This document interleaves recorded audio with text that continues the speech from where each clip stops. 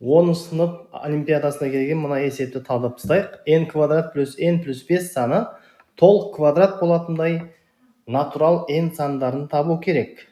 Ең алдымен N квадрат плюс N плюс 5 санын қандай да бір толық квадрат болатын болса, ол сан бізде K болсын, яғни K деген санның квадраты болсын. Енді N квадратты оң жаққа көшірсем, K квадрат азайтылған N квадрат. N плюс 5 сол жақта қала берсін. Бірақ орындарын ауыстырып жазып, оны жазуға болады. Енді қысқаша көбейту формуласын қолдансақ, K азайтылған N көбейтілген K қосылған N тең болады N плюс 5-ке. Енді осы теңдеуді, екі айнымалысы бар теңдеуді натурал сандар жиынында шешуіміз керек. Яғни мұндағы K да N де екеуі де натурал сандар болады. Ендеше біз N плюс 5-ті қалай аламыз? N плюс 5-ті біз екі жағдайда қарастыра аламыз. Бірінші, бір көбейтілген N плюс 5, екіншісі N плюс 5 көбейтілген 1.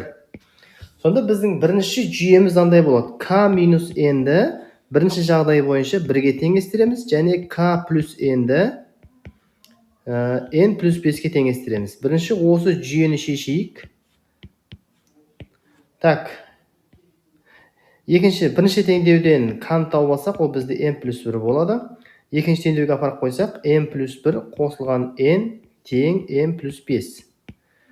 Мына жерде N-дер жойылып кетеді, сонда N тең 4 болады. Енді осы екінші жағдайды қарастырайық.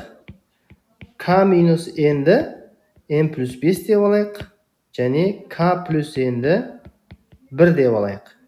Осы жүйені шешіп көрсек, мына жақтан бірінші теңдеуден K-ны тапсақ, бізде 2N плюс 5 болады. Соны екінші теңдеуге апарып қойсақ, 2N плюс 5 қосылған N тең 1 болады. Сонда 3N тең минус 4, N тең минус 4 бөлінген 3. Бұл теңдеудің түбірі боламайды, өйткені минус 4 бөлінген 3 натурал сан емес.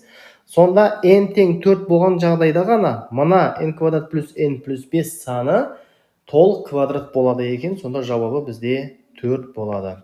Есебін алса лайк басып, комментарий жазуды міндетті түрде ұмытпаймыз. Ендеше қалған достарыңызбен бөлісіп қойыңыздар. Кездескенше.